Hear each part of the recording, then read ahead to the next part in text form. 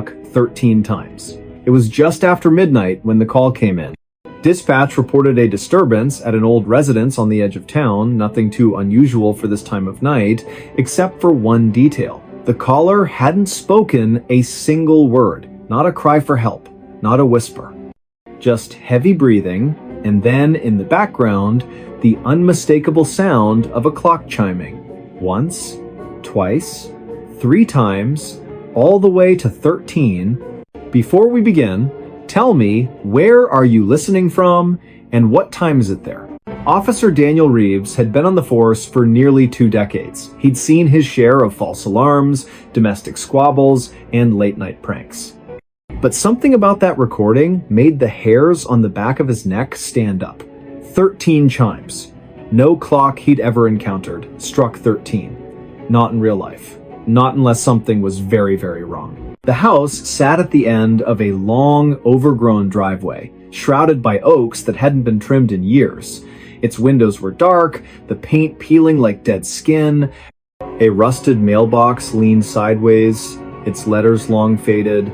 No car in the driveway, no lights on inside.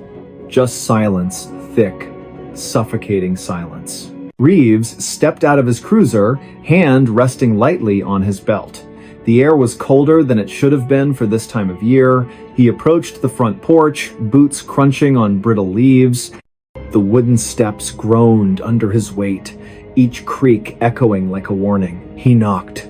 No answer. He tried the doorknob. Unlocked. Inside, the smell hit him, first damp wood, old paper, and something faintly metallic. Like copper. Like blood that had dried days ago.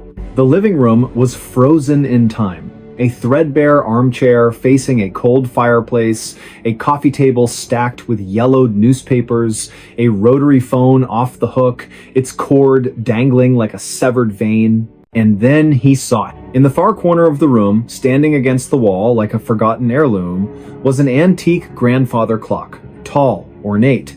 Its wood darkened with age, its face cracked but still legible. The hands were frozen at 12:59. Reeves frowned. If the clock had just chimed 13 times, why weren't the hands moving? He stepped closer. The floorboards didn't creak this time. It was as if the house itself was holding its breath. Then, without warning, the clock began to tick. Not the soft, rhythmic tick of a functioning timepiece. This was erratic, stuttering, like a heartbeat trying to restart after flatlining. Tick, tick, tick, pause, tick. Reeves reached for his radio. Dispatch, this is Unit 7. I'm inside the residence. No sign of the caller, but... The clock struck. 1. He froze. 2. His hand tightened on the radio. 3. The sound wasn't coming from the clock alone. It echoed from the walls, from the ceiling, from somewhere deep beneath the floor. 4. He backed away slowly, eyes locked on the clock face. 5.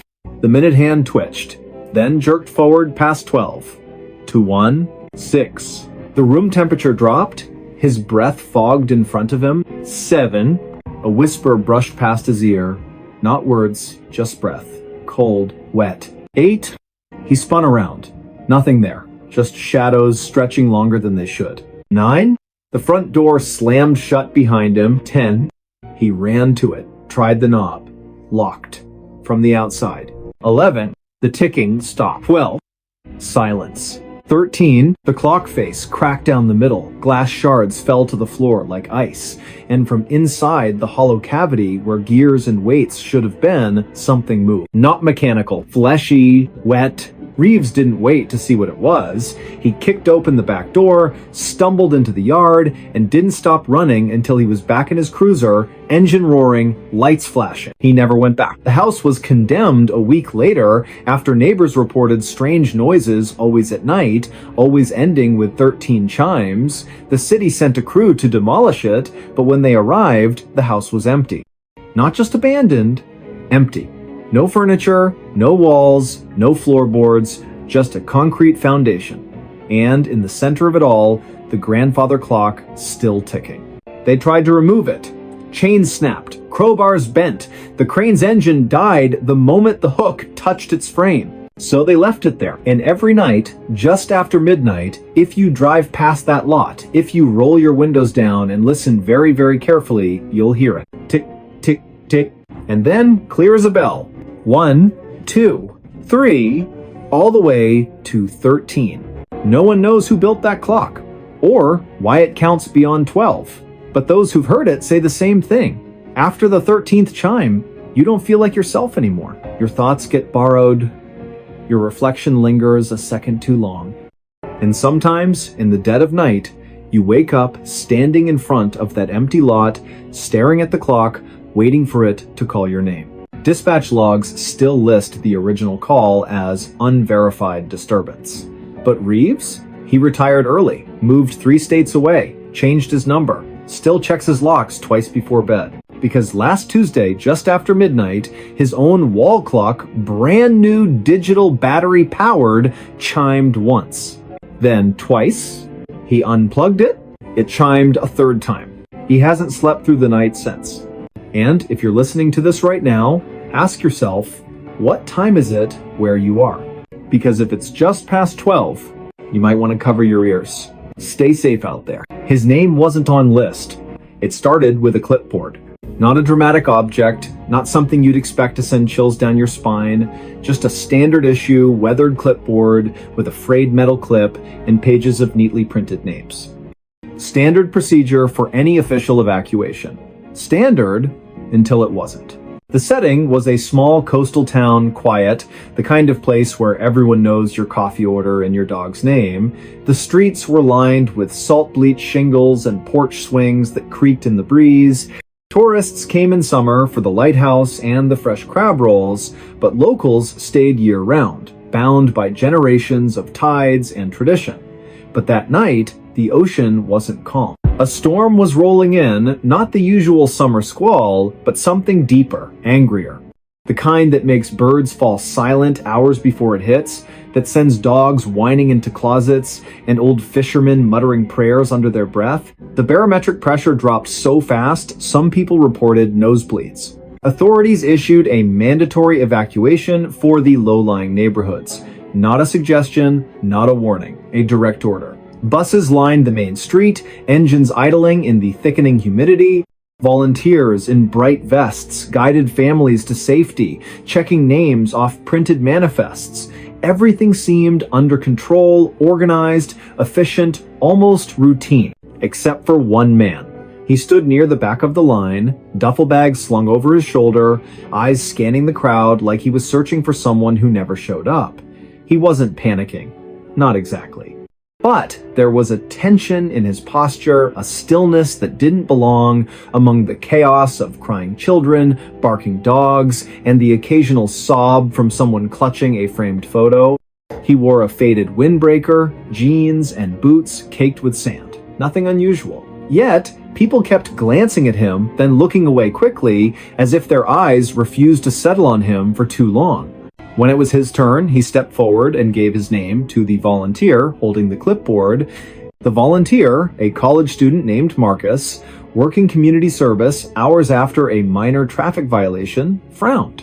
He ran his finger down the list, then back up, then again, slower this time, squinting under the flickering emergency floodlight. "I'm sorry," Marcus said, voice low enough that only the two of them could hear. "But your name? It's not here." The man blinked. Once. Twice.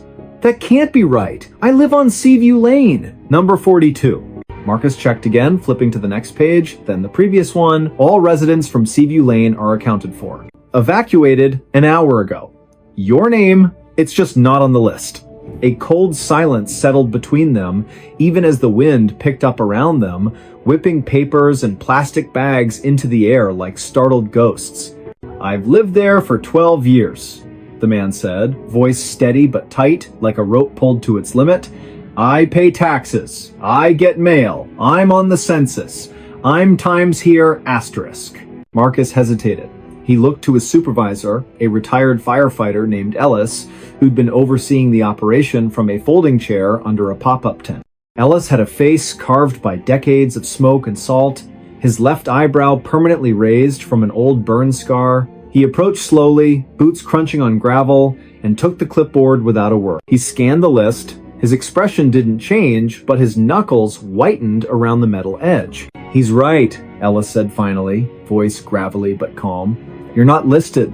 The man's face went pale, not the pale of fear, but the grayish pallor of someone realizing the ground beneath them has vanished. "Then, who's been living in my house?" No one answered. Because the truth was, according to every official record, the utility company, the post office, the county assessor, even the local grocery store's delivery logs, number 42 Seaview Lane, had been vacant for over a decade. The previous owner, an elderly widow named Eleanor Voss, had passed away quietly in her sleep during a winter storm. No relatives claimed the property, the house sat empty, the power was shut off, the water disconnected, mail returned to sender with addressee deceased stamped in red, and yet, this man had keys. He showed them. A keychain with a worn-down fob from a hardware store that closed 5 years ago, a spare house key with grooves smoothed by years of use, even a garage remote that still blinked green when he pressed the button. He pulled out his driver's license address matched. His phone showed recent photos, the living room with his dog on the rug, sunlight streaming through lace curtains, the kitchen with coffee mugs drying on the counter, a half-eaten apple beside the sink, the backyard where he'd planted tomatoes just last spring, their vines already heavy with green fruit. None of it should have existed. Authorities let him board the bus, not because they believed him, but because turning someone away during a mandatory evacuation wasn't protocol, and frankly, no one wanted to argue with a man who looked like he hadn't slept in days and carried the weight of something no one else could see. He sat alone in the back, staring out the window as the town disappeared behind sheets of rain. The storm broke just as they crossed the bridge, out of town, lightning splitting the sky like a seam, thunder so deep it vibrated in your ribs. He didn't flinch, just kept watching the rearview mirror as if expecting something to follow. The next morning, after the storm passed and the floodwaters began to recede, a team went to inspect Seaview Lane. Every house was intact, flooded in some cases, shingles torn off, porches washed away, but standing, except number 42. It was gone.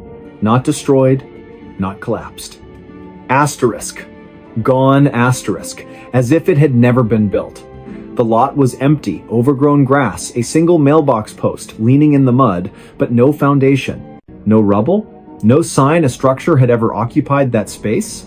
Even the old oak tree that used to shade the front yard vanished. Roots, trunk, everything. They checked satellite imagery from the past 5 years. Nothing. No house, no driveway, no roofline, not even a shadow where one should have been.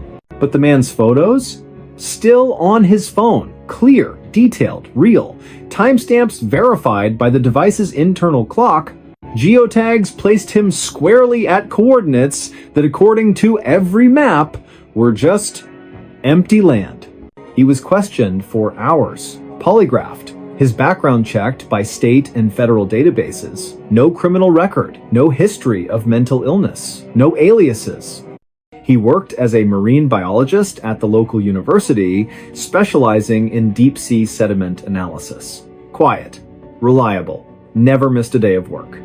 Colleagues vouched for him, described him as the kind of guy who brings soup when you're sick and never mentions it again. His dog, a golden retriever named Finn, was found wandering near the evacuation center, collar still on, leash trailing behind, muddy but unharmed. Finn's microchip registered to the same address. Now, here's where it gets stranger. A week later, a maintenance worker at the county records office was sorting through archived property files, paper backups, the kind no one looks at anymore, when he found something odd. Tucked into a folder labeled Seaview Lane Vacant Properties was a single sheet of paper, a handwritten addendum, dated just 3 days before the storm. It listed a new resident for number 42, name, the man from the bus. Occupation, marine biologist. Emergency contact, none. Signature at the bottom, but not his. The handwriting was identical to Eleanor Voss's, the one who died over 10 years ago. Same looping cursive, same slight tremor in the T-cross. The paper smelled faintly of salt water and lavender, her favorite scent, according to neighbors who remembered her tending roses in a wide-brimmed hat. The clerk showed it to his supervisor. The supervisor called the sheriff. The sheriff called the state archives. No one could explain how it got there. The file had been sealed since the property was declared abandoned. No one had accessed it in years. They tried to track down the man again. He'd vanished, left his hotel room without checking out, left his dog with a neighbor who'd only known him as the quiet guy from Seaview, left his job, his bank accounts untouched, his car parked at the university lot with a half-finished coffee in the cup holder. The only thing missing was the clipboard, or so they thought. Months later, a hiker in the northern woods over 200 miles away reported finding a backpack near an abandoned ranger station. Inside, a waterlogged journal, its pages swollen but legible, a rusted key that didn't match any known lock, and a single page torn from an official evacuation list. One name was circled in shaky handwriting, not his own. Beneath it, scribbled in the margin, asterisk, if your name isn't on the list, you were never supposed to leave. Asterisk. The journal contained daily entries, mostly mundane tide patterns, water temperature readings, grocery lists, but in the final weeks, the tone shifted. Entries became fragmented. Paranoia crept in. Asterisk. The neighbors don't wave back anymore. Asterisk. Asterisk. Mailbox is full, but no mail. Asterisk. Asterisk. Finn barks at the empty chair. Asterisk. The last entry, dated the morning of the evacuation, reads simply, asterisk. They're coming to take the house. I have to be on the list. Asterisk. Investigators combed through every angle. They interviewed former residents of Seaview Lane. One elderly woman, bedridden in a nursing home, whispered through tears that she'd seen lights in number 42 just last Tuesday, even though the power had been off for years. Another claimed the widow Eleanor used to say the house only lets in those it chooses. Then there was the audio. During the evacuation, a body cam from a nearby officer accidentally captured the moment the man spoke to Mark. In the background, barely audible over the wind, you can hear something else, a low hum, almost subsonic. And then, just as the man says, "I'm here," a faint voice layered beneath his own whispers, asterisk. But you weren't. Asterisk. The recording was analyzed by 3 separate audio labs. All confirmed the second voice wasn't electronic interference, it matched no known voice in any database. And it spoke in perfect sync with the man's lip movements, except the words were different. To this day, no one knows how he got on that bus. No one knows who or what was living in that house. And no one can explain why, during every major storm, emergency dispatch receives a call from a number that doesn't exist. A voice whispering just one sentence before the line goes dead. Asterisk. Check the list again. Asterisk. Some say the house wasn't erased. It just stepped out of time. That it exists in the gaps between breaths, between heartbeats, between the seconds when no one is looking. And the man? Maybe he wasn't the resident. Maybe he was the warning, a glitch in the system, a soul the house let go because it needed room for someone else. Because here's the thing they don't tell you about evacuation lists. They're not just about who's leaving. They're about who's allowed to. And if your name isn't there, maybe you were never really there to begin with. Maybe you were just borrowed. And maybe, somewhere out there, another clipboard is being prepared. Another storm is gathering. And another man is standing in line, heart pounding, hoping his name appears before the clock runs out. Stay safe out there. She woke in wrong house. It began with a headache. Not the sharp, stabbing kind, not the migraine that blinds you. This was deeper, like pressure building behind her eyes, as if her skull were slowly filling with wet sand. She'd gone to bed early, exhausted from a double shift at the hospital, and remembered little after her head hit the pillow. Just the hum of the ceiling fan, the soft weight of her cat curled against her ribs, and then nothing. Until she woke up. Cold linoleum beneath her bare feet, the smell of mildew and old wood, a dim yellowish light filtering through grimy windows she didn't recognize. She sat up slowly, heart hammering, and looked around. This wasn't her apartment. The walls were covered in faded floral wallpaper, peeling at the seams. A threadbare armchair sat in the corner, its stuffing leaking like entrails. On the coffee table, a chipped teacup, cold ash in the tray beside it, and a newspaper dated, but the ink smudged beyond reading. The air was still. Too still. No traffic outside. No distant sirens. No hum of the city she'd lived in for 7 years. She called out, "Hello?" Only silence answered. She checked her phone. Dead. No signal anyway. The charger wasn't hers, thick, old, with a 2-prong plug she hadn't seen since childhood. She tried the light switch, flickered once, then stayed on, casting long shadows that seemed to twitch at the edge of her vision. Panic rose, but she forced it down. She was a nurse, trained for emergencies, assess, adapt, survive. She moved to the front door, locked. Not with a deadbolt, just a simple turn knob lock, the kind you'd find in a house from decades ago. She twisted it, pulled, the door opened, not to a hallway, not to a street, to a forest. Thick, ancient trees pressed close, their branches knotted like arthritic fingers. Fog clung to the ground, swirling gently as if breathing. No path, no road. Just endless woods stretching into gray mist. She slammed the door shut. Back inside, she searched for clues. In the bedroom, a narrow bed with a crocheted blanket, a dresser with a cracked mirror, no photos, no personal items, just a single hairbrush on the nightstand with strands of dark hair that weren't hers. She was a redhead. In the kitchen, the refrigerator hummed weakly. Inside, a carton of milk well past its expiration, a half-eaten loaf of bread moldy at the edges, and a single jar of pickles, her favorite brand. The same one she always bought. That's when the nausea hit. Not from the smell, from the impossibility. How did her favorite pickles end up in a stranger's fridge in a house that shouldn't exist? She tried the back door, also unlocked. Same forest, same fog, same suffocating quiet. She sat on the porch steps, arms wrapped around herself, trying to think, had she sleepwalked, been drugged, kidnapped, and left here as some cruel joke? But why leave the doors unlocked? Why stock the fridge with her food? Then she noticed something.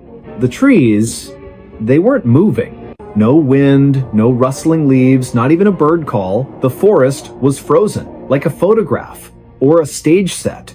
She stood, turned back to the house, and froze. The front door was closed. She hadn't shut it. Her breath caught. She approached slowly, hand outstretched. The knob was ice cold. She turned it.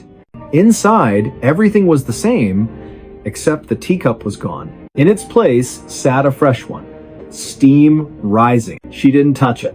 She backed away, heart pounding like a trapped thing. This wasn't right. None of it was right. She needed help. She needed to get out. She walked into the forest. Not because she wanted to, because staying felt worse. The fog swallowed her within minutes. Trees loomed like silent sentinels. The ground was soft, spongy, as if it had never known a footprint before hers. She walked for what felt like hours, though her watch, still on her wrist, showed only 23 minutes had passed.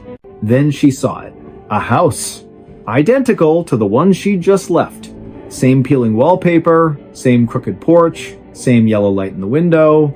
She ran to it, desperate. Maybe someone was inside. Maybe this was the real world.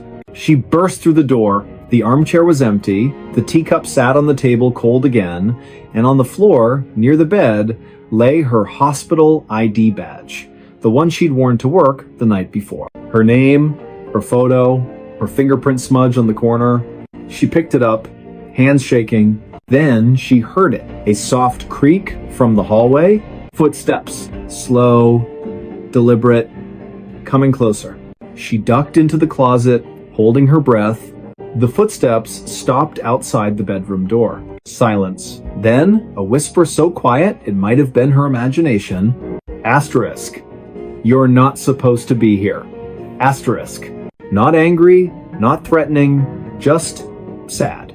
Resigned. She waited. Minutes stretched. No movement, no sound. When she finally stepped out, the house was empty. But the back door was open. She ran. through the forest, past the second house, past a third she hadn't seen before.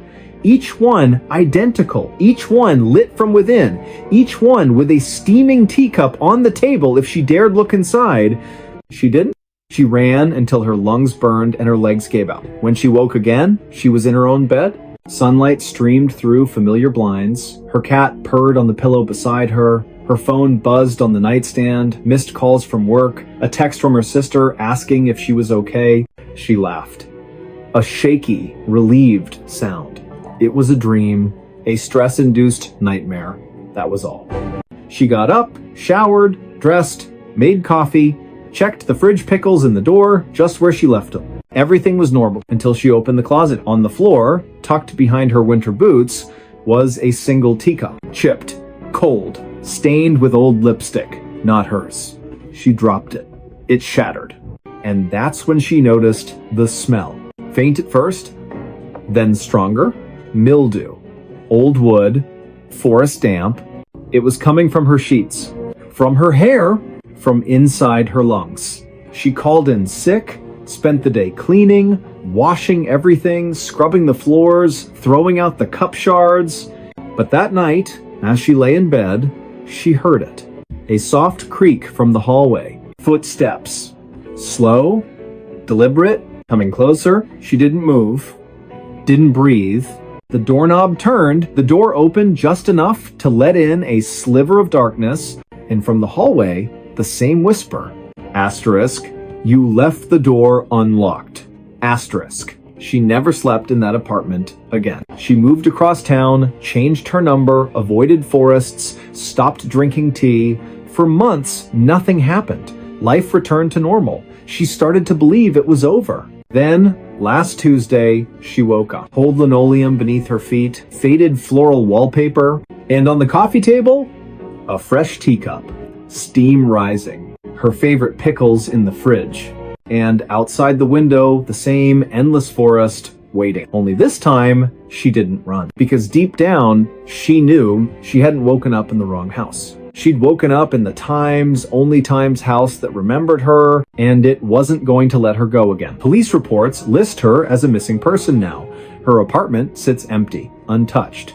But neighbors say they sometimes see a light on late at night. And if you press your ear to the door, just after midnight, you can hear two voices, one tired, one calm, talking softly over tea. One asking to leave, the other always answering the same way. Asterisk, but you're already home. Asterisk, stay safe out there. The road ended in nowhere. It started with a wrong turn, not the kind you correct with a quick U-turn and a muttered curse. This was deeper, subtler. The kind that doesn't feel wrong until it's far too late to turn back. Trucker Marcus Bell had driven this stretch of highway more times than he could count. Route 87, cutting through the high desert plateau, was his regular run between the distribution hub and the regional warehouse near the state line. Flat, empty, predictable, just the way he liked it. No traffic, no distractions, just the hum of diesel, the glow of the dashboard, and the open road stretching into the horizon like a promise. But that night, something was off. He'd left the depot at dusk, as usual, checked his load, confirmed his GPS, set the cruise control. The first 2 hours passed without incident, radio playing low, coffee in the thermos, stars beginning to prick through the violet sky. Then, around mile marker 214, his GPS flickered. Just once. A brief stutter, the screen went black for half a second, then rebooted. When it came back, the route had changed. Not by much, just a slight reroute cutting through County Road K19 instead of staying on the main highway. Faster route, the voice said, calm and synthetic. Estimated time saved? 11 minutes. Marcus frowned. He knew K19. It was a gravel service road, barely maintained, used mostly by ranchers and survey crews, not rated for 18-wheelers. But the GPS insisted, and honestly, he was tired. 11 minutes sounded good. He took the turn. At first, it seemed fine. Gravel crunched under his tires, fence posts lined the road, spaced evenly, bleached white by the Sunday the moon was full, casting long silver shadows across the sagebrush. He rolled down his window, let the cool desert air rush in. Then the fence posts stopped. Not gradually, not fading into the distance. They just ended. One post, then nothing. As if someone had drawn a line in the sand and said, "This far and no further." He slowed. The road kept going, still gravel, still straight, but the landscape changed. The sagebrush thinned. The ground grew smoother, almost paved, though it was still dirt. No tire tracks, no footprints. Nothing had passed this way in a long, long time. His radio crackled static, then silence. He tried switching stations. Nothing but white noise. He checked his phone. No signal, not even the faintest bar. He kept driving. What else could he do? Turn around on a narrow road in the dark? Risk getting stuck? He'd push forward, find the next junction, loop back. But the road didn't bend, didn't curve, didn't intersect with anything. Mile after mile, the same flat expanse stretched in every direction. No hills, no lights, no stars directly overhead, just a strange, milky haze that dimmed the constellations like a veil. Then his odometer stopped. Not malfunctioned, not frozen, it simply ceased to count. The number stayed fixed at 3,842.6 miles, no matter how far he drove. He tapped the dashboard. Nothing. His watch, too, had stopped. Hands frozen at 1:17 a.m. He felt a cold prickle at the base of his skull. He pulled over, stepped out into the silence. Not the peaceful quiet of the desert. This was different, thicker, heavier, like sound itself had been swallowed. He shouted just to hear his own voice. No echo. He walked to the edge of the road, shined his flashlight into the brush. The beam didn't scatter. It just ended. About 20 feet out, the light vanished, as if hitting an invisible wall. He turned back to his truck, and that's when he saw it. The road behind him was gone. Not blocked, not washed out. Gone. Where his tire tracks should have been, there was only smooth, undisturbed earth flat, featureless, stretching back into the haze like a blank page. His truck sat alone on a ribbon of gravel that led forward, but had no past. Panic clawed at his throat, but he forced it down. He was a professional. He'd handled blowouts, brake failures, even a coyote running under his wheels. This was just disorientation. A trick of the light. Fatigue. He got back in, started the engine, and drove forward. Faster now. Desperate. The road stayed straight. The haze thickened. His headlights began to dim, not from battery drain, but as if the darkness was absorbing the light.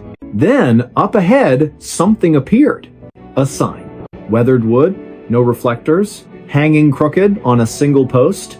He slowed as he approached. It read, in peeling white paint, asterisk, asterisk, end of road, asterisk, asterisk. Below it, hand scratched into the wood, someone had added, asterisk, asterisk, turn back while you still can. Asterisk, asterisk. But there was nowhere to turn. He stopped the truck, sat there for a long time, engine idling, hands gripping the wheel. Then, against every instinct, he stepped out again, walked to the sign, touched it. The wood was cold, damp, and covered in tiny scratches, not from weather, but from fingernails. Dozens of them. Hundreds. He looked past the sign. The road didn't stop. It just faded. The gravel became dust. The dust became nothing. And beyond that, pure, empty white. Not fog, not mist, just absence. A void where the world had been erased. He took one step forward. The ground felt different. Softer. Like walking on memory. He took another. His boot sank slightly, as if the earth couldn't decide if it should hold him. He stopped, looked back at his truck. It was already farther away than it should have been. He turned around, and that's when he saw the footprints. Not his. Smaller, barefoot, leading from the void onto the road, toward his truck. His blood turned to ice. He ran. Not toward the void, not toward the footprints, just ran back to the cab, slammed the door, gunned the engine. He didn't look in the mirror. He drove, and drove, and drove, until the gravel gave way to asphalt. Until the stars returned. Until his GPS rebooted, chirping cheerfully, recalculating route. He didn't stop until he reached the warehouse. He reported the incident to his dispatcher. A clipped, shaky account of a GPS glitch and a confusing detour left out the sign, the footprints, the void. They logged it as driver fatigue, recommended rest. But Marcus knew. 2 days later, during a routine maintenance check, the mechanic found something wedged in the rear axle. A child's shoe, mud-caked, worn thin at the heel, laces missing. Inside, still damp, was a folded piece of paper. On it, written in crayon, asterisk, asterisk, you left the door open, asterisk, asterisk. Marcus never drove Route 87 again. He quit trucking, moved inland, took a job stocking shelves at a grocery store, avoided maps, avoided roads that ran too straight. But last month, during a late shift, he saw something that made his blood freeze. A delivery truck pulled into the loading dock, same make, same model as his old rig. The driver stepped out. Same build, same walk. But it wasn't him. The man glanced at Marcus, gave a small, knowing nod, then walked inside. Marcus followed. The man wasn't at the register, wasn't in the break room, wasn't anywhere. But on the floor near the back exit, fresh gravel and a single bare footprint leading out into the parking lot. Marcus called the police. They found nothing. But that night, as he lay in bed, he heard it. The low rumble of a diesel engine idling outside his apartment. He looked out the window. No truck, just an empty street. And at the end of it, where the pavement met the darkness, the faintest glow of taillight. Waiting, because the road doesn't end, it just finds you again. And this time, it won't let you leave. State troopers still list County Road K-19 as unmaintained but passable. Satellite images show it terminating at a dry wash, just like any other desert track. But locals, ranchers, surveyors, night shift workers know better. They say if you drive K-19 past midnight and your headlights start to dim, don't look ahead. Look behind you, because the road that ends in nowhere, it's already behind you, and it's closing fast. Stay safe out there. Voices came from empty chair. It began with a chair, not an antique, not a cursed heirloom, just an ordinary wooden dining chair, 4 legs, straight back, slightly wobbly on the left rear leg. The kind you'd find at any thrift store, garage sale, or inherited from a relative who didn't have much to leave behind. It sat in the corner of a modest living room in a rented bungalow on the outskirts of a town so small it didn't even have a stoplight. The house had been vacant for months before the new tenant moved in. He needed somewhere quiet, somewhere cheap, somewhere no one would ask questions. His name was Elias Reed, late 30s, quiet. Worked overnight security at a data storage facility 20 miles away. Preferred silence to small talk. Owned little, just a duffel bag of clothes, a secondhand laptop, and a coffee maker that hissed like an angry cat. He bought the chair for $8 at a flea market because his back hurt from sitting on the floor. He placed it near the window, facing the yard. Not for guests, he never had any, but because he liked watching the birds at dawn after his shift. The first time he heard it, he thought it was the wind, a soft murmur, barely audible, like someone whispering just out of earshot. He was making coffee, back turned, when it came again clearer this time. Tired. He froze, turned slowly. The room was empty, just him, the coffee maker, and the chair. He checked the windows, locked, front door secure, no one in the backyard. He even opened the closet, half expecting a squatter or a raccoon. Nothing. He chalked it up to exhaustion. 36 hours awake, too much caffeine, too little sleep, happens to everyone. But it happened again the next night. This time, he was sitting on the couch, laptop open, when the voice came low, raspy, unmistakably human. You shouldn't be here. Elias snapped his head toward the chair. Empty. He stood, walked over, touched the seat, cold, dry, no hidden speakers, no wires, nothing. He recorded the room with his phone for 3 hours, played it back. At the 1:47 mark, a voice definitely not his says, clear as day, he's watching. No one was watching. The blinds were closed. The street was empty. He tried to return the chair, drove back to the flea market. The vendor, a woman with silver braids and eyes that never blinked, shook her head. "That chair's been sold," she said. "You can't give it back." "But I just bought it last week," Elias said. She smiled faintly. "Not to you." He left it on the curb that night, tied a free sign to the backrest. The next morning, it was back on his porch, undisturbed. No footprints, no tire marks, just the chair facing the door as if it had walked home. That's when he stopped sleeping. He started noticing other things.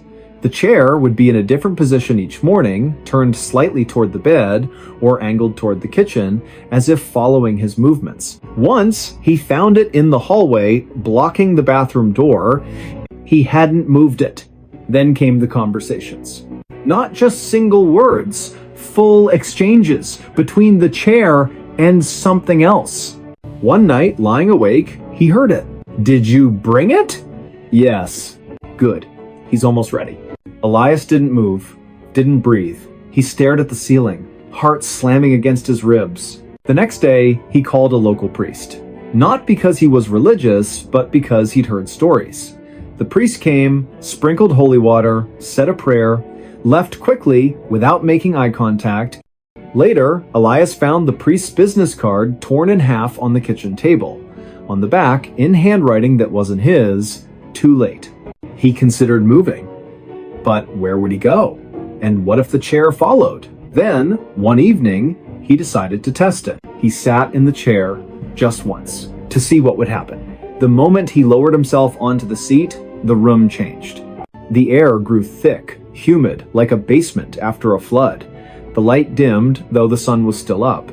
And then silence. Not peaceful silence. The kind that presses against your eardrums like water. And then a voice, not from the room, but from inside his own head, "You've been sitting in my spot." Elias bolted up so fast, he nearly fell. His skin was clammy, his mouth tasted like copper. He didn't sit in it again, but the chair didn't need him to. Neighbors began to notice. Mrs. Calloway from next door knocked one afternoon, pale-faced.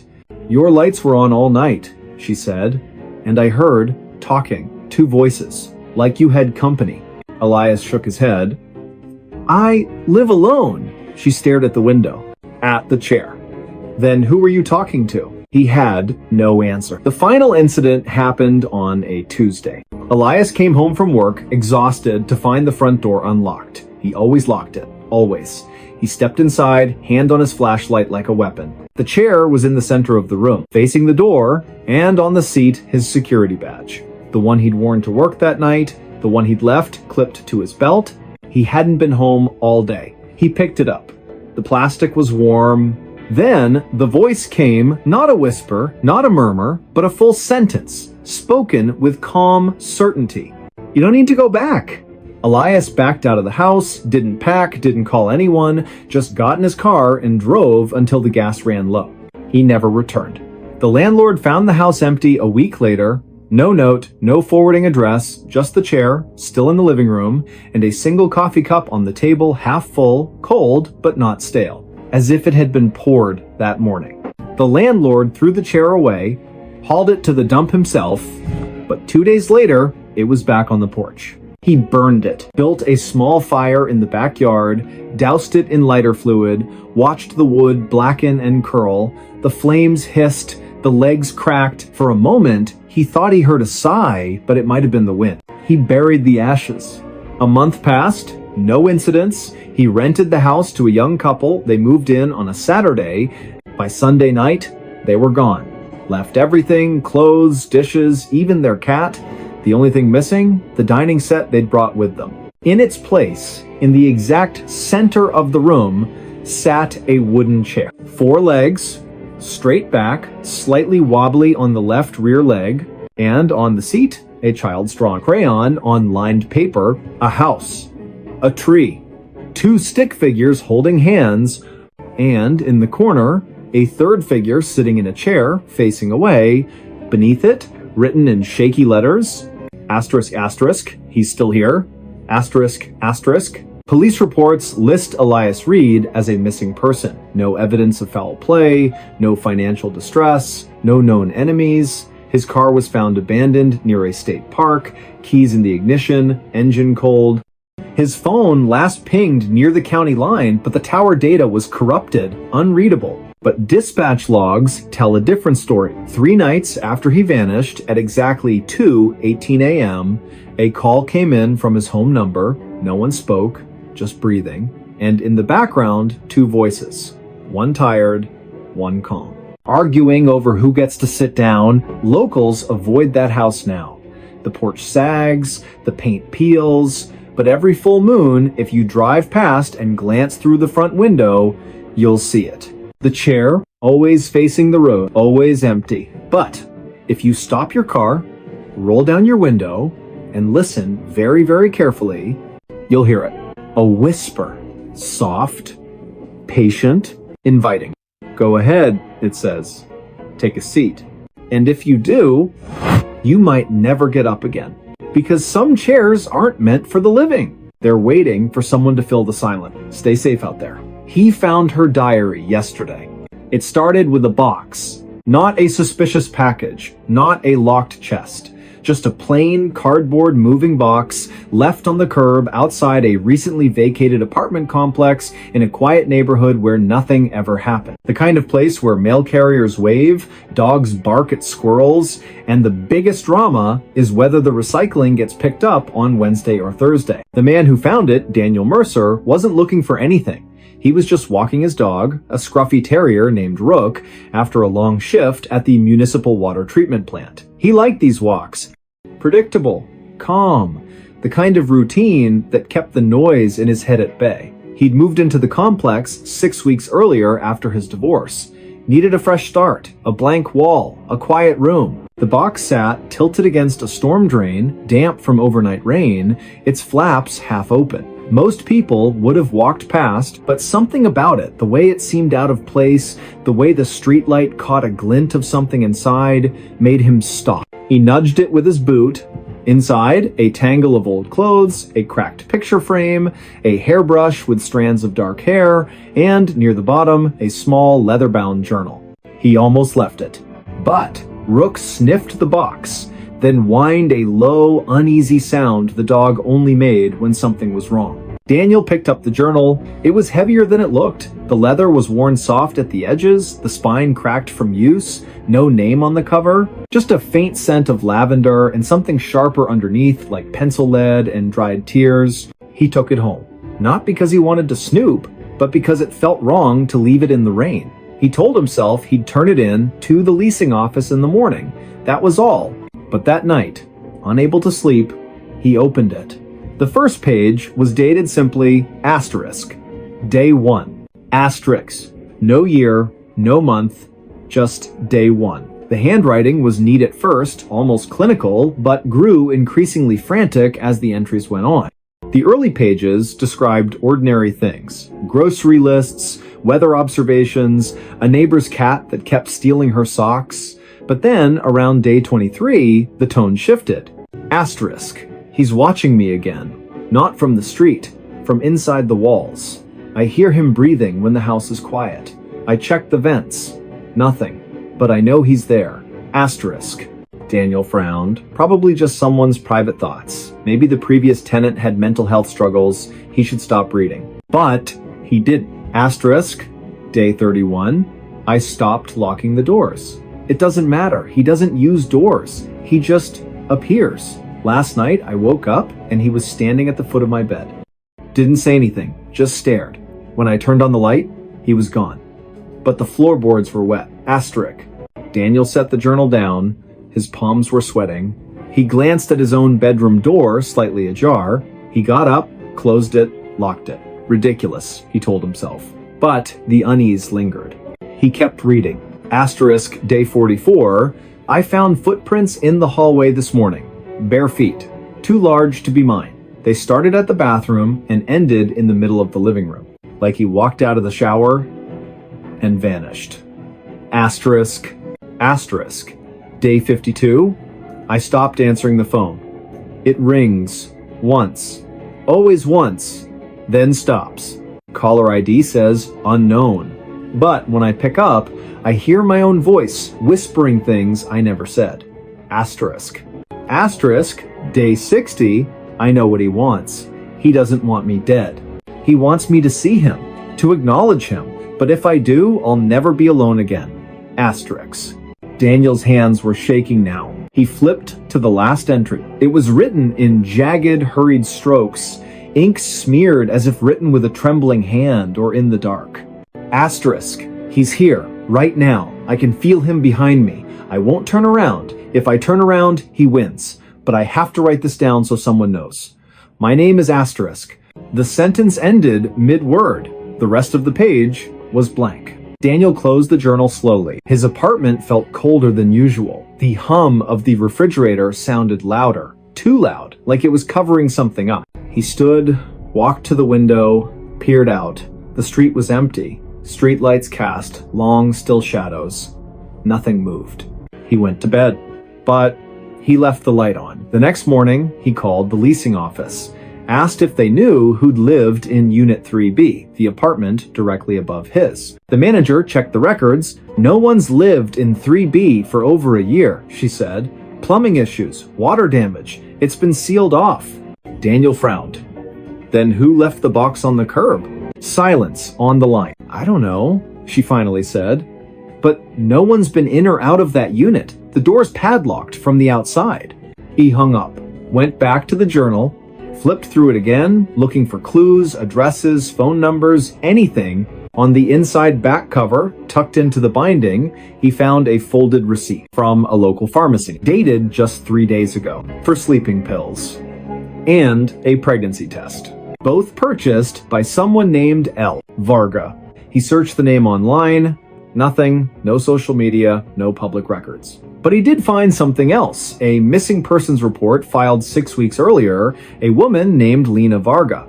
Last seen leaving her job at a library downtown, described as quiet, kept to herself, recently separated from her partner. Her apartment, Unit 3B, the same unit that had been vacant for over a year. Daniel's stomach dropped. He drove to the library, asked the staff about Lena. They remembered her. She vanished overnight, said an older librarian, voice low, cleared out her desk, left her coat on the back of her chair, never came back. Did she seem troubled? Daniel asked. The woman hesitated. She kept saying someone was following her, that her apartment wasn't safe. We thought it was stress. Her partner, he wasn't a good man. Daniel returned home that evening with a knot in his chest. He placed the journal on his kitchen table, sat across from it, as if it were a person. That night, he heard it. A soft thud from the ceiling, like something heavy being set down. Then, footsteps, slow, deliberate, crossing the floor above him. Unit 3B was empty, sealed. No power, no water. But the footsteps kept coming. Back and forth, then silent. He didn't sleep. The next day, he called the police, showed them the journal, the receipt, the missing persons report. They took it seriously at first, sent an officer to inspect Unit 3B. The padlock was intact, no signs of forced entry. They cut it open. Inside, dust, mold, water-stained walls, an empty closet, no furniture, no personal items. But on the floor, near the center of the room, they found something. A single page torn from a journal. It read, asterisk, he found my diary yesterday. Asterisk. The handwriting matched Lena's, but the entry wasn't in the journal Daniel had. It was new. Impossible. The officer looked at Daniel, then at the empty room, then back at the page. We'll keep it for evidence, he said, but his voice lacked conviction. Daniel knew they wouldn't find anything else. That night, he packed a bag, booked a motel on the other side of town, but as he zipped his suitcase, he heard it again. Footsteps, not from above, from inside his own apartment, coming down the hall. He froze. The doorknob to his bedroom turned. Slowly. He backed into the corner, heart pounding. The door opened. No one there. Just the journal lying on his bed. Open to a new page, one he hadn't seen before. In fresh ink, still slightly damp, it read, asterisk. Now he knows my name. Asterisk. Daniel ran, left everything behind. He didn't stop until he crossed the state line, changed his number, shaved his beard, took a job under a different name at a remote gas station, avoided cities, avoided apartments, slept with the lights on.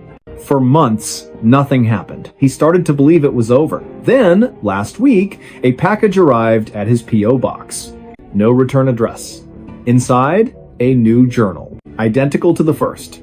The first page read, asterisk, day 1, asterisk, and beneath it, in handwriting that was starting to look familiar, asterisk, he's watching me again, asterisk. Police have no record of Lena Varga's body ever being found. Her case remains open, though interest has faded. The apartment complex sealed Unit 3B permanently, boarded the windows, posted condemned signs, but maintenance workers say that on quiet nights, if you stand in the courtyard and look up at the third floor window, you'll see a light flicker on. And if you listen closely, you'll hear 2 voices, one whispering, one writing. Because some stories don't end when the diary closes. They just wait for someone new to open it. And once you do, you become part of the pages. Stay safe out there. The dog wouldn't stop barking. It started with a dog, not a stray, not a neighborhood nuisance.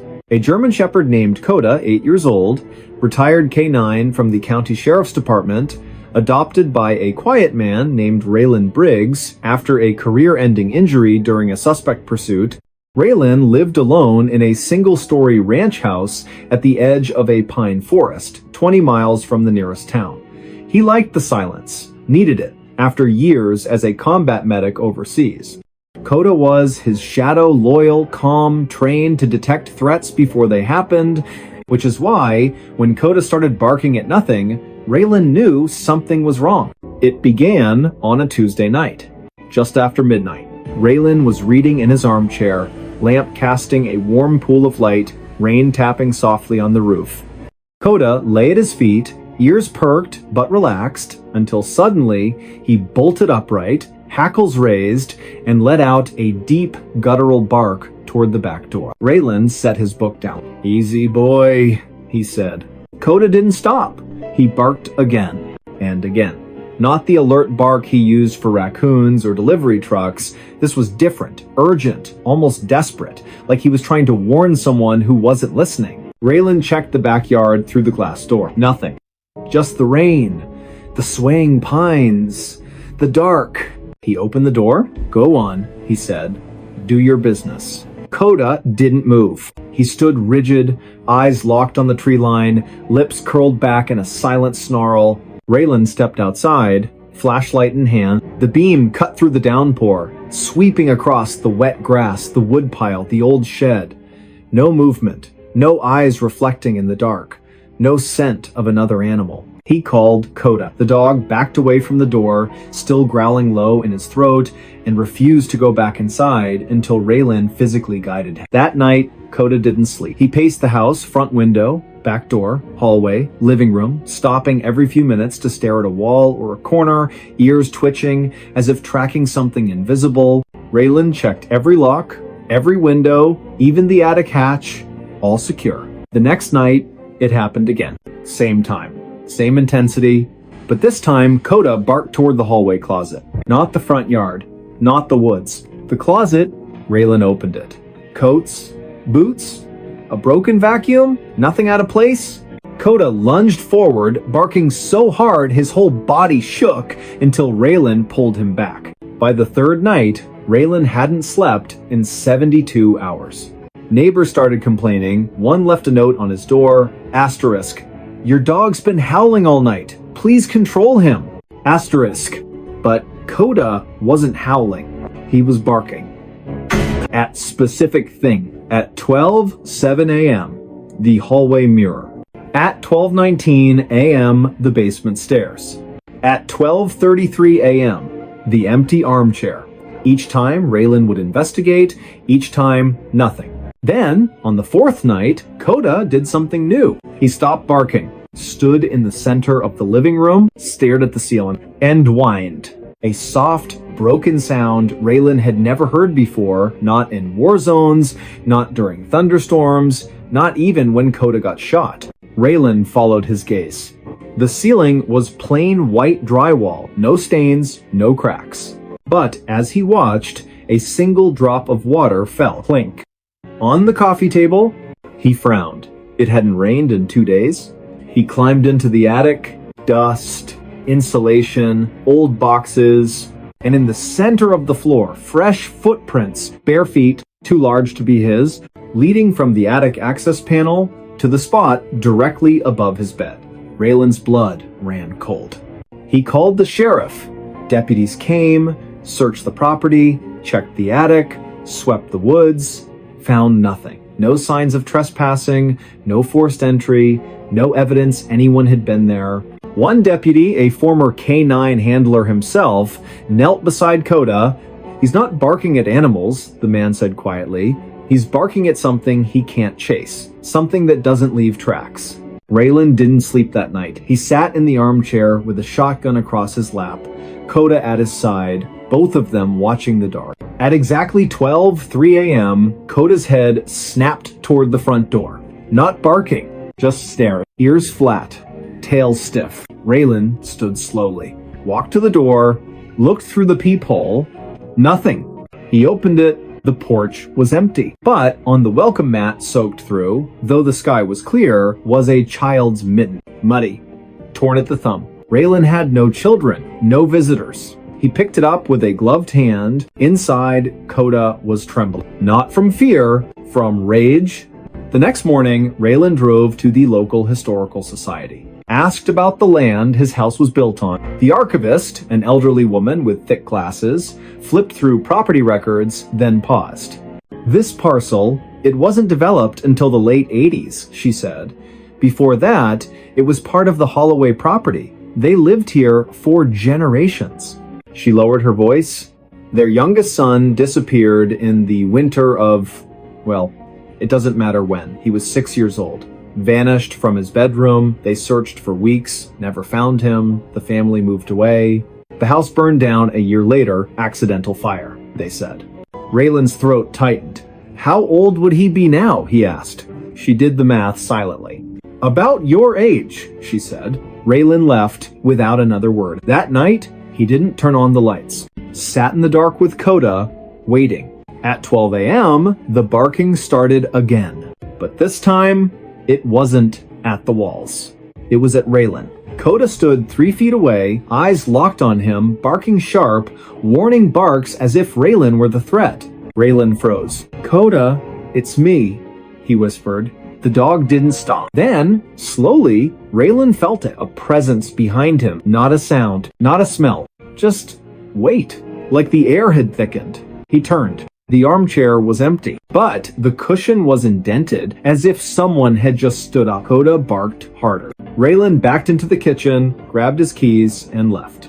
He spent the night in his truck at a 24-hour diner. Coda sat in the passenger seat, eyes on the rearview mirror the entire time. The next day, Raylan called a contractor. "I want cameras," he said. "Motion sensors, floodlights, everything." They installed them that afternoon. By nightfall, the house was wired like a fortress. Raylan sat in the living room, laptop open, feeds from every angle displayed on screen.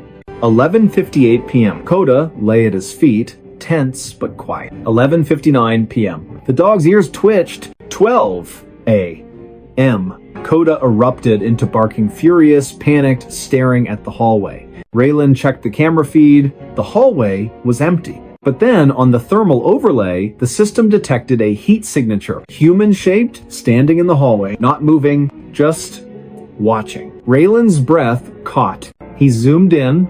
The figure had no face, no features, just a blur of warmth where a person should be. And then, as if sensing the camera, it turned toward the lens, toward Raylan. Coda lunged at the screen, barking so hard he choked. Raylan shut the laptop. He couldn't stay. He packed a bag, loaded Coda into the truck, and drove through the night. He didn't stop until he reached his sister's house 3 states away. For 2 weeks, Coda was calm. No barking, no pacing, just sleeping at the foot of the guest bed, sighing in his sleep like a dog finally at peace. Raylan started to believe it was over. Then, on the 15th night, Coda woke up, stood in the middle of the room, stared at the closet, and barked. Not once, not twice, over and over, until Raylan opened the closet door. Inside, on a shelf of folded blankets, was a small, mud-caked shoe. Child-sized, and beside it, a single pine cone from the woods behind Raylan's old house. Coda never stopped barking after that. Not for food, not for walks, not even when Raylan cried.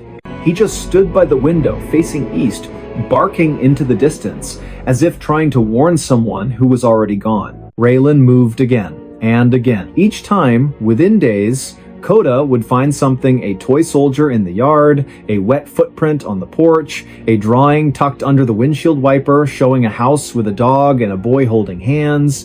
The sheriff's department ran tests. The items had no fingerprints, no DNA, no logical explanation, but Coda always knew, because dogs don't lie. They don't imagine threats. They sense what's real even when it shouldn't be. Raylan eventually stopped running. He returned to the house, not because he wanted to, but because Coda refused to leave the driveway, sat there for 3 days, barking at the front door, until Raylan finally opened it. Inside, everything was as they'd left it. Dust on the tables, mail piled up, and in the center of the living room, the armchair facing the door. Waiting, Raylan sat in it. Coda lay at his feet. And for the first time in months, the dog was silent, because he wasn't warning anyone. He was guarding. Neighbors say the lights are on every night now, and if you drive past after midnight, you'll see 2 figures in the window, 1 man, 1 dog, watching the tree line, waiting, because whatever came that first night, it never left. It just learned to be quiet. But Coda still hears it, and he won't stop barking until it's gone for good, or until no one is left to hear him. Stay safe out there. Footprints led back to me. It started with mud. Not the kind you track in after gardening or a rainy walk. This was thick, black, and glistening like wet tar mixed with something organic, something that shouldn't cling to concrete the way it did. It appeared on the back porch of a small, isolated cabin nestled deep in the pine barrens of northern county land. The cabin had no neighbors for miles. No streetlights, no cell service, just trees, silence, and the occasional cry of a distant owl. The man who lived there, Elias Crow, was a cartographer by trade, though he hadn't taken a job in over a year. He'd come here to map nothing, to disappear.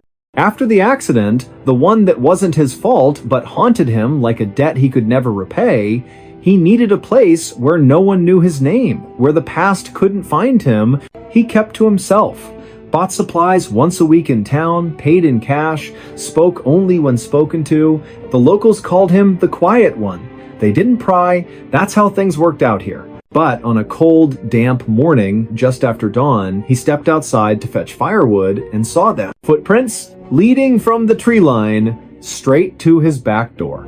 Not deer, not coyote, human. Bare feet, each print deep, as if the person had been carrying something heavy or running. Elias frowned. He checked the locks. All secure, nothing missing, no signs of forced entry. He swept the prints away with a broom, told himself it was a lost hiker, a trespasser, someone who got turned around in the fog. But that night, he heard it. A soft crunch on the gravel path, like someone walking slowly, deliberately. He grabbed his flashlight, stepped onto the porch. Nothing, just the wind in the pines. He scanned the ground, and there they were again, fresh prints, leading from the woods to his door. And then, impossibly continuing inside, he hadn't opened the door. He checked the windows. Locked. The cabin was sealed tight, yet the trail didn't stop at the threshold. It went through, as if the person had walked straight through the wood. Elias didn't sleep that night. The next morning, he followed the prints back into the woods. They were clear, deep impressions in the damp earth, spaced evenly, purposeful. He walked for nearly a mile deeper into the forest than he'd ever gone, until the trees grew so thick the sunlight barely touched the ground. And then the trail ended, not at a campsite, not at a road. It ended at a tree. An old cedar, its bark scarred with deep grooves. And carved into the wood, in jagged, hurried letters, asterisk, asterisk, you left me. Asterisk, asterisk. Elias's breath caught. He didn't recognize the writing, but the words felt like a punch to the gut. He turned to leave and froze. because behind him, leading back the way he'd come, were new footprints. His own. But he hadn't walked back yet. He was still standing at the tree. He looked down at his boots. Dry, clean, but the prints on the ground? Wet, muddy, fresh. And they led back to the cabin. Back to him. He ran. Not because he was afraid of the woods, but because the trail wasn't just following him, it was anticipating him. That evening, he set up motion-activated trail cameras around the property, placed gravel under the windows, even sprinkled flour on the porch just to see. At 2:17 a.m., the camera triggered. The footage showed nothing at first, just swaying branches, mist curling over the ground. Then, slowly, footprints began to appear in the flour. One, then another, no body, no shadow, just bare feet materializing out of thin air, stepping toward the door. The camera captured the sound too, a wet, squelching step, then silence, then another step. Elias watched it 3 times. On the 4th viewing, he noticed something. The footprints weren't just appearing. They were erasing times themselves behind as they moved forward, like time itself was folding. He called the county sheriff. 2 deputies came out the next day, listened to his story, watched the footage, checked the tree, found nothing unusual. Stress, one said gently. Isolation does things to the mind. Elias didn't argue, but that night, he stayed awake with a shotgun across his lap. At exactly 2:17 a.m., the floorboards creaked. Not from outside. From inside the cabin, he turned on the light. On the wooden floor between the bed and the door were wet footprints, leading from the hallway to the foot of his bed, and then, as he watched, they began to fade. Not dry up. Fade. Like they were being pulled backward through time. He followed them with his eyes to the door. It was locked, but the trail didn't stop there. It continued through the wall, into the hallway, into the living room, and out the front door. He ran outside. The prints led into the woods. He followed them again. This time, they didn't end at the cedar. They ended at a shallow depression in the earth, overgrown, hidden by ferns. He brushed the leaves aside. Beneath them, a rusted metal tag. Dog tag. Name partially worn away, but the last 3 letters were clear. Asterisk, asterisk, O. Asterisk, asterisk. His last name, his own. He dropped it like it burned, because he'd never owned a dog. Never served in the military. Never worn a tag, but the accident, the one he never spoke of, involved a vehicle. A rainy night, a sharp curve, and a passenger who didn't make it. A passenger whose name started with J, whose last name was also Crow. His younger brother, they never found the body. Just the car, upside down in the ravine, driver's seat empty, passenger side caved in. Elias had walked away with a concussion, broken ribs, and a silence he'd carried ever since. He'd told investigators he blacked out, that he woke up alone, that he didn't know what happened to his brother. But now, standing in the woods, mud on his boots, tag in his hand, he remembered. He remembered opening the passenger door. He remembered pulling his brother out. He remembered carrying him barefoot, bleeding into the trees, because he was still breathing. And Elias, in his panic, in his guilt, in his desperate hope, had left him there to go get help. But he never came back. He couldn't face it, so he ran and buried the truth. But the truth didn't stay buried. The next morning, Elias packed a shovel, went back to the depression, dug. 6 inches down, he hit something soft. Not bone, clothing. A jacket, rotted but intact. And inside the pocket, a folded map. His own work. A hand-drawn trail through these very woods, with a single X marked near the cedar tree, and beside it, in his brother's handwriting, asterisk, asterisk. I waited. Asterisk, asterisk. Elias fell to his knees.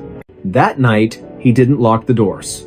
He sat on the porch, Coda, the stray dog that had shown up weeks ago, and never left lying at his feet. At 2:17 a.m., the footsteps came. But this time, Elias didn't flinch. He watched as the prints appeared on the gravel, leading from the woods to the porch to the chair beside him, the air grew cold. Coda didn't bark, just lifted his head and whined softly. Elias looked to his right. The chair was empty, but the cushion sank slightly, as if someone had just sat down. He didn't speak, didn't cry, just reached into his coat and placed the dog tag on the armrest. "Stay," he whispered. And for the first time in years, the footprints didn't lead away. They stayed right beside him. The next day, Elias reported his brother's remains to the authorities. They exhumed the site, confirmed identity through dental records, closed the case as accidental death with delayed recovery. The X plays the pass of the do that Riauer but the deputies noticed something odd. The footprints around the cabin, they never found any. Not on camera, not in soil samples, not in any official record. Yet Elias's boots were always muddy, and every morning, without fail, a fresh set of bare footprints led from the tree line to the porch and stopped at the empty chair. Neighbors say Elias still lives in the cabin. He's quieter than ever. But if you pass by at dawn, you'll see two figures on the porch. One man, one shadow, sitting in silence. Because some paths don't lead away from the past. They lead you back to it. And sometimes the footprints aren't chasing you. They're waiting for you to catch up. Stay safe out there. No one entered the room. It started with a locked door. Not a vault, not a high-security chamber, just a standard hotel room, room 314, at a modest roadside inn off Highway 9, the kind of place truckers and traveling salesmen use for a few hours of sleep between shifts. The building was old but clean, with thin walls, humming fluorescent lights, and a front desk clerk who barely looked up from his crossword puzzle. The guest who checked in that evening gave his name as Marcus Vale, paid cash, asked for a room on the third floor, away from the elevator. He carried a single duffel bag, wore a faded windbreaker, and spoke with the quiet exhaustion of someone who'd been driving for days. The clerk didn't think much of him, just another face in a long line of transient souls. Marcus took the key actual metal, not a card, and went upstairs without a word. He locked the door from the inside, not just the latch, the deadbolt too. Then he pushed a heavy wooden chair under the knob, the way people do in movies, the way he'd done every night since it began. He didn't turn on the light, just sat on the edge of the bed, back straight, eyes fixed on the door. He didn't sleep. He never did. At exactly 3 a.m., the knocking started. Not loud, not frantic. 3 soft raps, pause 3 more. Like someone polite, patient, certain they'd be let in. Marcus didn't move. He knew better. The knocking stopped after a minute. Silence returned. He exhaled. Then, on the other side of the door, he heard breathing. Slow, wet, close. Like someone had pressed their face against the peephole. Marcus clenched his fists. He stayed like that until dawn. When the sun rose, he removed the chair, unlocked the door, and stepped into the hallway. Empty. No one in sight. He went downstairs, returned the key, and left without breakfast. The clerk barely noticed. But later that day, during routine cleaning, the housekeeper found something strange. The room was immaculate, bed made, trash empty, towels unused, but on the floor, directly in front of the door, was a single set of footprints, muddy, bare feet, leading right up to the threshold, and stopping, as if whoever made them had simply vanished. She reported it to the manager. They checked the security footage from the third floor hallway. Clear as day, Marcus Vale entered room 314 at 8:47 p.m. No one else approached the door all night. No staff, no guests, no shadows. At 6:12 a.m., Marcus exited alone. But the camera showed something else. At 2:04 a.m., the door handle moved just slightly, as if someone inside had tried to open it. But Marcus never touched it, and no one came from outside. The manager reviewed the footage 3 times. Each time, the same result. No one entered the room. Yet, the footprints were real. The housekeeper swore on her life she hadn't tracked mud in. They deep cleaned the carpet. 2 nights later, another guest stayed in 314. A retired school teacher named Helen Price, she locked her door, as she always did. At 3 a.m., she heard the knocking. 3 raps, pause, 3 more. She called the front desk. "Someone's at my door," she said, voice trembling. The clerk checked the monitor. "No one's there, ma'am." She looked through the peephole. Nothing. But when she opened the door an hour later to get ice, she found it. Footprints, same as before, muddy, bare, ending at her threshold. She left that night. Never came back.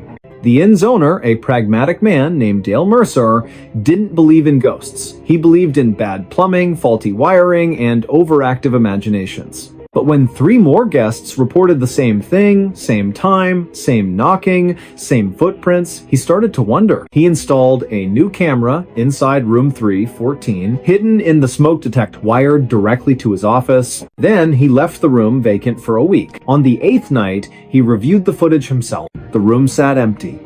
Dust motes floated in the moonlight. The chair remained under the desk, the bed untouched. At 2:03 a.m., the knocking began. Not on the audio feed, just the visual. But the door handle turned slowly. The deadbolt slid open by itself. The chair under the knob didn't move, yet the door cracked open just an inch. Then closed. No hand, no tool, no string. Nothing. And on the carpet, as if painted by an invisible brush, footprints appeared. One, then another, walking from the door to the center of the room. They circled the bed, stopped, then walked back to the door and vanished. Dale watched it 6 times. Each time, his hands shook more. He called the local sheriff. Deputies came, swept the room, checked for hidden panels, pressure plates, even drone interference. Found nothing. The room was solid concrete and drywall, no crawl spaces, no vents large enough for a cat. No one entered the room, the lead deputy said, echoing the hotel log. But the footprints were photographed, logged, filed. Then came the call from Marcus Vale. 3 weeks later, he'd checked into a motel 50 miles away, left a message on Dale's voicemail. Voice low, strained. "I know what it wants," he said. "It's not trying to get in." He paused, breath shaky. "It's trying to get out." The line went dead. Dale tried calling back. Number disconnected. He never heard from Marcus again. But the incidents didn't stop. Guests avoided room 314. The inn eventually sealed it, padlocked the door, covered the peephole, posted a "do not use" sign. Yet every full moon, the night staff report something odd. The hallway camera glitches at exactly 2:03 a.m. For 17 seconds, the feed shows static. When it clears, the padlock on room 314 is undone. Not broken, undone, and on the hallway carpet just outside the door, fresh footprints, leading away from the room, down the hall, toward the stairs. But the front desk log shows no one checked out, no one entered the building, no one left. Because no one entered the room, but someone or something is still trying to leave.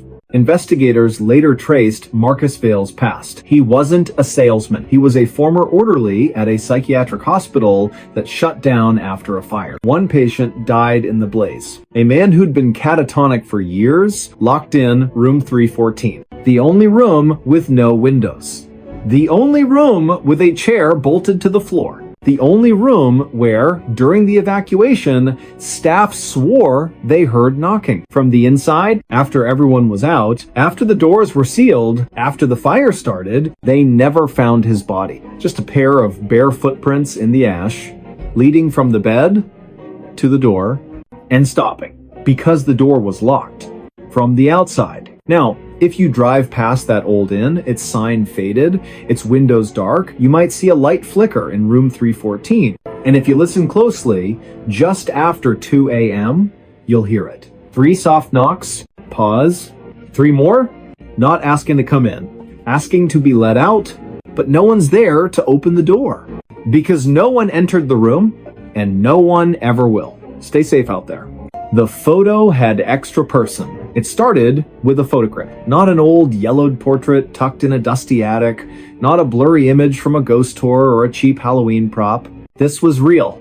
digital, taken on a crisp Saturday afternoon during a weekend hiking trip deep in the Cascade foothills, just 3 friends, a trail map, and the kind of silence that only exists when you're miles from the nearest road. No cell service, no agenda, just boots on dirt, the smell of pine resin in the air, and the kind of easy laughter that only comes when you've known someone since you were kids. Lena Chen had planned the trip. She'd needed it. Work had been relentless, endless Zoom calls, deadlines that bled into weekends, a life measured in notifications and unread emails. She wanted to disappear for a couple of days, just reset. Marcus and Eli agreed without hesitation. They'd been inseparable since middle school, the kind of friendship that didn't need words to survive. They met at the trailhead just after sunrise, thermoses full, packs strapped tight, and vanished into the trees. The hike was uneventful. A few wrong turns, a shared bag of trail mix, Marcus nearly twisting his ankle on a root, but nothing out of the ordinary. By early afternoon, they reached a rocky overlook, the kind of spot that makes you stop and just breathe. The valley stretched below them, mist curling through the trees like smoke, sunlight breaking through the canopy in golden shafts.